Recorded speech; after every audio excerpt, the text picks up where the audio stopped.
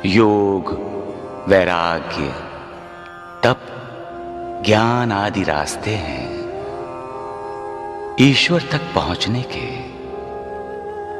यदि तुम सफल साधक नहीं बन सकते तो तुम्हारा जीवन व्यर्थ है। कोई तुम्हारी कितनी भी निंदा करे, तुम उसका प्रतिकार न करो। यदि कोई शुभ कर्म करने की इच्छा है तो सदा दूसरों की भलाई करो। सबका मालिक एक है। आप वेद शास्त्र पढ़े जरूर हैं शास्त्री जी, लेकिन हम निर्गुण और निराकार भगवान में नहीं हैं, बल्कि सगुण और साकार भगवान में विश्वास करते हैं। यही तो आपकी भूल है। परमेश्वर निराकार है और आपको निर्गुण निराकार की ही उपासना करनी चाहिए, क्योंकि सगुण और साकार की उपासना करने के अज्ञान का फायदा पाखंडी उठाते हैं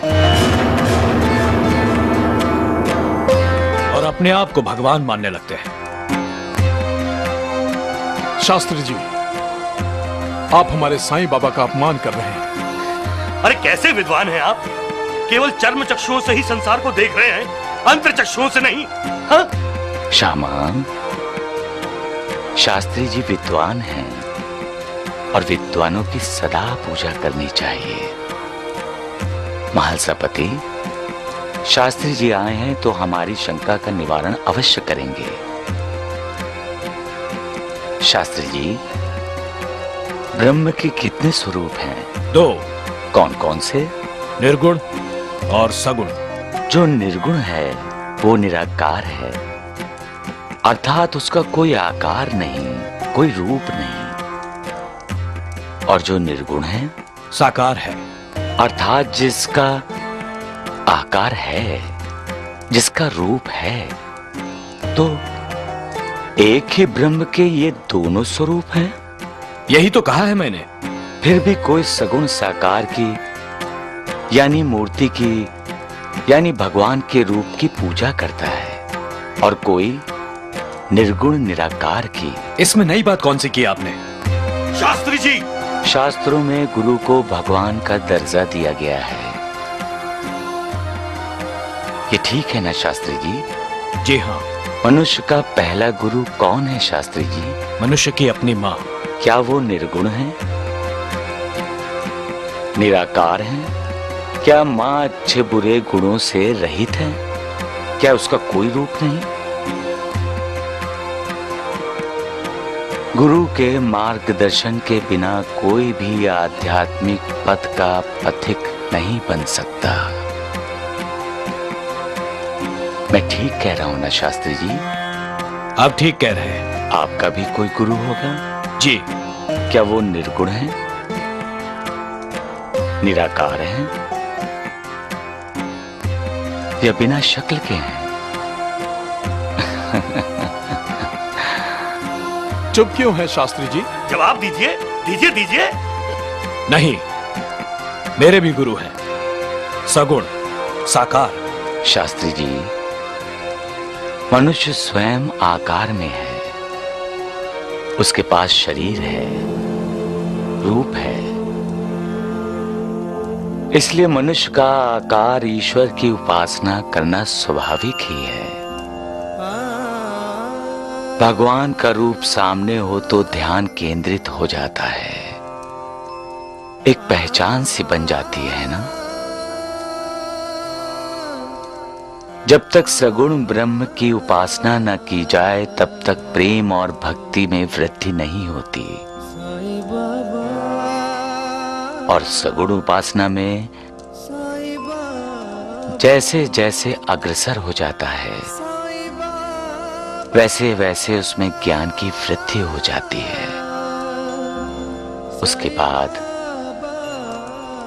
निर्गुण ब्रह्म की ओर अग्रसर हो जाता है। इसलिए सगुण उपासना से ही श्री गणेश किया जाता है। अगर आप अपने मन की आंखों से देखेंगे तब आपको विश्वास होगा कि खुद साईं बाबा सगुण साकार भी हैं और निर्गुण निराकार भी। आपने मेरी आंखें खोल दी, मेरे अहंकार को मिटा दिया है। मैंने आप पर संदेह की उंगली उठाई। मेरी इस दृष्टता को क्षमा कीजिए। मैं आपकी शरण में आया हूं, मेरा प्रणाम स्वीकार कीजिए, प्रणाम स्वीकार कीजिए।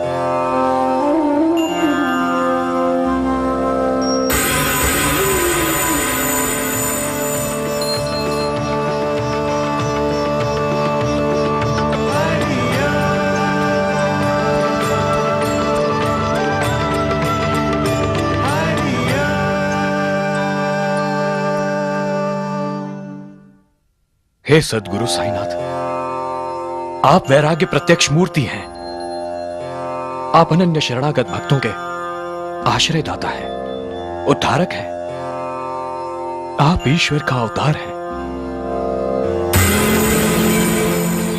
आप शरीरधारी होकर भी निर्गुण निराकार हैं। आप साक्षात सच्चित और आनंद हैं। अनंत कोटि ब्रह्मांड नायक राजाधिराज योगी राज पर ब्रह्म श्री सद्गुरु साईनाथ महाराज की, साईनाथ महाराज की, साईनाथ महाराज की।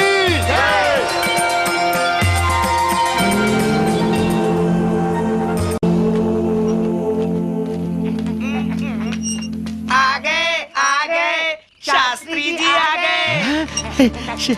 आ गए। जरूर उस साईं बाबा का पाखंड शिरडी वालों को दिखा कर आए। वैजी, अगर शिरडी वालों को साईं बाबा का पाखंड पता चल गया तो आप हमें श्रीखंड खिलाओगे ना? अरे मूर्ख, मैं तुम्हें श्रीखंड खिलाऊंगा भी और उससे नहलाऊंगा भी। हाँ। आइए आइए शास्त्री जी, बैठिए। अब आप श्रीखंड खा के ही जाइएगा। चुप। तो क्या दुर्दशा हुई उस पाखंडी साईं बाबा की शिरडी वालों के सामने? पाखंडी साईं बाबा नहीं, पाखंडी आप हैं। साईं बाबा जैसे ईश्वरीय अवतार को आपने अब तक नहीं पहचाना, तो आंखें होते हुए भी अंधे हैं और कानों के होते हुए भी आप बहरे हैं। अरे राम राम राम शास्त्री जी, ये आप क्या बोल रहे हैं? वही बोल रहा हूं जो आप सुन रहे हैं। मैं ही मूर्ख था जो आपके बहकावे में आकर साईं बाबा को पाखंडी कहने निकल पड़ा। साईं बाबा तो भगवान है, सगुण साकार भी हैं और निर्गुण निराकार भी। द्वारिकानाथ जी, आपने बहुत पाप कर लिए। जाइए और जाकर साईं बाबा के चरणों में गिरकर उनसे शरण मांग लीजिए। आपके सब पापों का प्रायश्चित हो जाएगा। उस साईं बाबा ने इस शास्त्री पर भी अपना जादू कर दिया है। हाँ। वैजी, इसका मतलब अब हमें श्रीखंड नहीं मिलेगा। मूर्ख, तुम्हें श्रीखंड चाहिए? हाँ। आगे आओ, अपना श्रीमुख खोलो। मिल गया श्रीखंड। हाँ, मूर्ख।